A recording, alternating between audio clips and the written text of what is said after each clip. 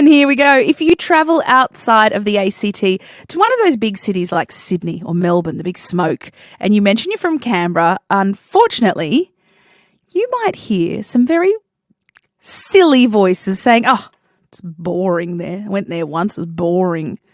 And I always think only boring people get bored. So, well, anyway, poor Canberra has struggled for a little while with the reputation, apparently, of being boring, but we know it's not true. And there are a couple of valiant crusaders here in Canberra, I'd say more than a couple, in fact, who put the good word out there about Canberra to the masses. One of these people is in the studio right now. I'd like to welcome Russell Nankervis. He's an online creator who makes videos of his various Canberra adventures and deep dives into some of the more fascinating pieces of our Canberra history. Russell, welcome to the show. Good morning. Thank you for having me. Now, you've come in like blazing with a beautiful I Love Canberra kind of T-shirt going on, so I can tell the Canberra love is real. But have you encountered this from people outside of the ACT?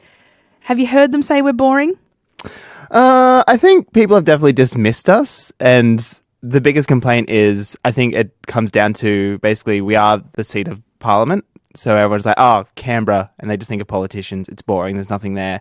But I went on a holiday to Adelaide recently, and I was like, well, have you been to Adelaide? Because some Adelaide slander. Normally I give a content warning when we're going to slander another state, but go ahead, or another city. Go on. It's early. No, it's all right. Adelaide was sweet, but it's no Canberra. This is the thing, right? Like, I go to Sydney, and don't get me wrong, so many things to recommend Sydney. My best friend lives there. It's great. But the minute I enter that sort of city limits, like my blood pressure goes up, the traffic, there's a lot going on. And I kind of, in that moment, apart from being really frustrated at the person behind me who insists on beeping at me, I miss Canberra. Yep. Yeah, no, we're quite fortunate and lucky here to be in a city it's the bush capital. And I think, and it's the most iconic part of this city, and it's the most Australian part of this city.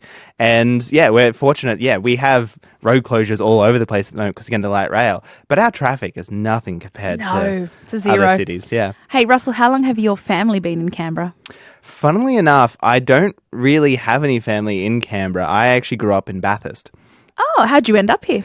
So I spent the first 18 years of my life in Bathurst, and the first time that I came here, it was a primary school trip. Of course. It was primary school trip. Fell in love with the idea of Canberra because it was that time when we were learning about local, like the forms of government, and you learn about the symbolism of the city. And I was like, that's so cool. I actually still have a picture that I drew of like Lake Burley Griffin with the jet and the little. You are a real devotee, aren't you? Yeah, absolutely. This is legit. Okay. But I moved here in 2011 to study hospitality originally. So then I worked in hospitality and met my boyfriend here, and it's just this love of the city has just grown from there. And yeah, this makes me so happy. Hey, do me a favor, those of you listening who first came to Canberra for a school excursion, can you text me and just tell me that was you? I'd just love to know whether this is a resounding thing, because I'm pretty sure that my first trip to Canberra from Batemans Bay was a primary school excursion. We went we did so many. You have to do like the War Memorial, Questacon, Parliament House, and there may have even been some sort of a Stedford doing like a speech, maybe reading Lewis Carroll's Jabberwocky. Lots of reasons. What was the reason you first came to Canberra? 0467 922 666. What was the reason you first came to Canberra? My guest is Russell Nankervis. He's a lover of all things Canberra. But you've actually taken that love of Canberra and you've turned it into something that our listeners can enjoy. What is it? Yeah, so when I was 18, I wanted to be a YouTuber. So I created a YouTube channel called The Adventures of Russell because I was so original. But basically, I got to a point in my career where hospitality wasn't for me anymore. So I went and studied media production at the local CIT. So CIT has always been a big part of my life. And shout out CIT. CIT, woo woo. So anyway, so a part of that is I wanted to practice the skills that I was learning and also develop presenting skills. So I started the Canberra Series. So it's a YouTube series where I talk about the landmarks and history of this fantastic city. How long ago did you start that? 2017. Okay, so it's been going for a while. Yeah. No, 2018. Yeah. So it's a bit, those early videos are a bit cringy. They're a bit like amateur reporter where I'm a bit stiff, but I've developed The more recent stuff's getting more interesting. Please don't be so hard on yourself. I think anyone that endeavours to do anything looks back on their early days and thinks, what was I thinking? But if it wasn't for those days, you wouldn't have built up to where you are now. Absolutely. Where you have a history series exploring pieces of our past. Now, on Saturday, Brecky, our audience loves to hear, loves to travel in our territory time machine to hear about all the little interesting quirks. Like, do you know there was an elephant potentially buried under the swimming pool in Yass? No, I didn't know that. You're going to have to add that to your thing. Tell us a little bit about the history series you've got. Yeah, so with the Canberra series, I've looked at a range of things. Originally just started off looking at the major landmarks. They were just a lot easier to do. So the War Memorial, the National Botanical Gardens. I heard that they're doing walks this weekend, which is quite exciting. And then it's moved on to different ideas where I'd just have questions about Canberra's history. So I was like, why are we known as the Roundabout Capital? Who was Marion Marnie Griffin? Like, she's a big part of this city. Why don't we know Go her? back one. Why are we known as the Roundabout Capital? So it's funny. It's actually tied to post-World War II development. That's the fascinating thing about these things is when you look at one topic, you learn a whole different part of our history. So we're known as the Roundabout Capital primarily because in the 1960s, the roundabout was standardized as a traffic control system. And the people that Menzies got in to help design the city... Big fans. Yeah. Yeah, definitely. They were British, and they used British ideas because they were building on the new towns post-World War II. So they brought in all their ideas, and the roundabout was a big part of that. And it's just because we had federal funding to build the city, they were able to get the state-of-the-art traffic control. So, yeah, that's basically where it comes from, and people have just stuck to it. I think also some people think of, like, State Circle, and those circles around Parliament House as the roundabouts, but I don't quite see it. But that's the other side of it as well. I think when you look at it sort of top down, and I've also heard, and I'm sure one of our listeners will correct me if I'm wrong, that the layout, including the roundabouts of Canberra, is very, very similar because of the same designers, I think, to the city of Islamabad as well. I believe that there are lots of overlaps. 0467 922 666 if you can confirm or deny. But I'm pretty sure, I've not been myself, but when you go to Islamabad, it is uncannily like Canberra because of, I think, the same person designed it. Let me know if you know what I'm talking about. 0467 922 666. My guest is Russell Nankirkus. He's the creator of The Adventures of Russell. It's a Canberra series on YouTube, which I'm sure a lot of our listeners would love to check out. So, okay, hang on. So there was an event that you recently did something about Canberra 400. Yes, yeah. Tell us about that. Yeah, so in the early 2000s, Canberra hosted the V8 supercars for a race called the Canberra 400, the GMC 400 and the Steg Bar 400.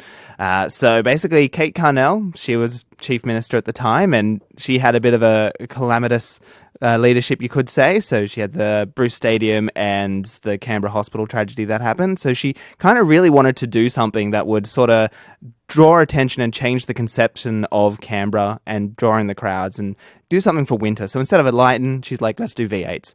So that feels like a different vibe completely, but keep going. Oh, the tech probably wasn't there at the time. But yeah, so she courted the V8s and we hosted the race we were meant to host them for 5 years. But unfortunately, 3 years in, we just had to cancel it. It wasn't sustainable, unfortunately. And a lot of people just found it too cold because it was in the middle of June. But hang on, don't they normally go to Bathurst? When is the Bathurst race? So the Bathurst 1000 is usually in October. Oh, so it's warmer by then. Yes. Speaking of Bathurst, question for Bathurst Russell coming through on 0467 922 666. This wasn't necessarily going to be a talkback segment, but it is now. That's right. Hello. Do we have anything like Ben Chifley's first home beside the railway in Bathurst? Because BC was our train driver PM. Ben Chifley was our train driver PM. Do we have anything like Ben Chifley's first home beside the railway? Does that make sense to you? As in, like, here in Canberra? Yeah, I think so. So, yeah, no, Ben Chifley, a big hero of mine. Light in the Hill, definitely. We do have a statue of Ben Chifley in the National Triangle, working when he was treasurer during World War II. Where is it? So it's on Victoria... Is it Victoria? Maybe it's Queen Elizabeth Terrace now. But basically, it's between Old Parliament House and the hotel on the left hand. I can't remember the name. I think it's the Diamond. I can't remember now. Okay, but either way, Parliamentary Triangle, Ben Chifley statue. Yeah, it's there. So there's that. But in terms of iconic houses or huts, we do have Blundell's Cottage, of course. So it looks quite oh God, I'm saying all the big words right now. Anachronistic? It looks out of place in time. Got it. Why is that? Why does it look out of place? Well, basically, we've got this modern city, and it's in the middle of a park next to Lake Burley Griffin, and it was built in like the 1800s as just a house on a farmstead. But the other thing is, what I find really interesting is Scrivener, who the dam is named after. His survey hut is still here. It's a little concrete hut with a round corrugated roof, and it's sitting just down from Parliament House, between State Circle and Parliament House. And you can still visit it today. Really? Yeah. Wonder if any of our listeners have visited. What's it called? I think it's just Scrivener's Survey Hut. Scrivener's Survey Hut. Have you been there? 0467 922 666. I have not. And another thing I didn't know, this is pulling up all sorts of fun facts and trivia. Our Belconnen owl, Yes. the infamous Belconnen owl, apparently it has some siblings. It does have siblings, yes. So Bruce Armstrong was the artist who made it. And so he was his special interest in terms of art and sculpture were birds. He always found them as a bit of a totemic sort of thing, Yep. and they were an easy avatar for human ideas. I thought you were going to say they're easy to draw and sculpt. Well, true, yeah. Yeah, They go. can be quite phallic when you do them right. So there are a couple of birds in Melbourne. So there's two that live on Russell Street, huzzah. Yep. And they're called the Guardians, and they stand out front of the Hyatt Hotel there. Melbourne? In Melbourne, yeah. And so if you go to the Hyatt Hotel in Melbourne, you will see owls that look remarkably similar to the ones in Belconnen. They're eagles, but same style. Oh, there you go. Well, there's one to look out for next time you're in Melbourne. We're talking to Russell Nankertis about the adventure series that he has on YouTube all about Canberra. Now, what is your most fascinating fact about Canberra that you found while doing this series? Well, the thing... So, obviously my name is Russell, so there is a suburb called Russell. Yes. And I was like, can I justify this suburb being one of the most important in Canberra's history? And I think I've done it. Really? Yes. Okay, so would you like to present your dissertation on why Russell is the most important suburb in Canberra? One of. I wouldn't say the important. I felt like you one said of. the, but yeah, that's fine. We can go back and listen to the tape. That's fine. Okay, dissertation. Okay, so the name Russell, it was chosen for that site by Scrivener. So it's one of the oldest names in modern Canberra's history. Obviously, we've got the Ngunnawal and the Ngambri people who have a long storied history and connection to the land here. Yep. And then also we've got the farmers who were here before that. But basically, modern Canberra as we know it today starts with Scrivener's survey. So we had a trigonometrical station just down from where the American War Memorial Monument is, and he called that Russell. So that part of the suburb adopted that name from that trigonometrical station. So already it's got some history connected to the city. Moving on, we look at the Griffin's plan. So Marion and Walter designed this beautiful city, but they couldn't reconcile this corner because you've got Mount Pleasant on the corner there. And it was this recognition and understanding of the local landscape that made them win the design competition. So even though they couldn't quite figure out this corner, they recognized that the environment was important and we need to work with it. So they won this competition. Fast forward to after World War II, Queen Elizabeth comes to town. She visits. She unveils that big monument, the rabbit on a stick. And Robert Menzies was a big fanboy of the Queen. He was like, oh my God, she's so pretty. She's so cool. Yes, we do. That comes through. That is a really salient feature of his, relationship with her. Go ahead, yes? He loves the Queen. Loves the Queen. So the Queen rocks up and she's basically standing in a sheep paddock still. And Robert Menzies is like, oh my God, okay, making it sound like a real gay man. But he's like, oh my God, I can't have the Queen standing in the middle of a sheep paddock. Yeah, What is this? It's how so embarrassing. So he's like, that's it. We're going to start the NCDC and we're going to build this city. Okay. So that's the first thing is we got post-World War II development. Yes. It's all going. It's Yes. pumping. So modern Canberra's coming to life. To impress the Queen. To impress the Queen. And then the first department or one of the first departments to come up from Melbourne because everyone was like, oh, I don't want to move to Canberra. It's too far away. Yep. He's like, nah, Department of Defence, you're coming up. And so they had to come. So they had to come up. So 62,000 people came up. Geez, that's a lot of people. That boosted our, So Yes. they built Russell, there were officers, brought all those people up. So Canberra's population's growing, it's modern, it's there. And then finally, so Constitution Avenue wasn't completed until 1994. Really? Was it that late? It stopped and sort of went down its own little drive. But You might argue some of it's not completed at the moment, but we won't get into that. We'll get into that. No, so basically, we got to 1994 and the National Capital Authority didn't really have the authority anymore to sort of do these major building projects like the NCDC used to have. Yep. So they were like, we really, really want to complete Constitution Avenue. It doesn't go to the end of the triangle. So the Department of Defense, which they had been there for decades, was like, well, we're going to rebuild some of our buildings. And they're like, oh, can you just do this? And they sort of just basically drew a line and said, yeah, fix this road. So they eventually completed Constitution Avenue, thus completing the National Triangle. Okay, I think you've made a pretty good argument that Russell is one of, if not the most important suburbs in Canberra, if for no other reason than your dramatic retelling of Robert Menzies trying to impress the Queen. Oh, wow. You know, he's a legend of the city, yeah. And if you like these types of stories, and I think some of you are really enjoying listening to Russell speak because someone's texted in and said, what an awesome city, loving the interview with Russell. What an interesting fellow. Oh, thank you. That's coming through on the text line from Kestrel, I believe. So if people want to see more, how can they find you, or at least your content? Yeah, certainly. So I am on YouTube, obviously. So The Adventures of Russell is my YouTube channel, but the Canberra Series is probably the easiest way to find the Canberra content. I have some other stuff, but it's mostly the Canberra stuff that you probably want to look for. So The Adventures of Russell, the Canberra Series. Unfortunately, my arch nemesis, Russell Coit, pops up as well. You two are quite different. Quite different, absolutely. Ever since primary school, he's always just been there. He's just kind of like is he one step behind you? He's always kind of lurking. He has way too many views, so he's way ahead of me. No, but, it doesn't matter. No, he's a good guy.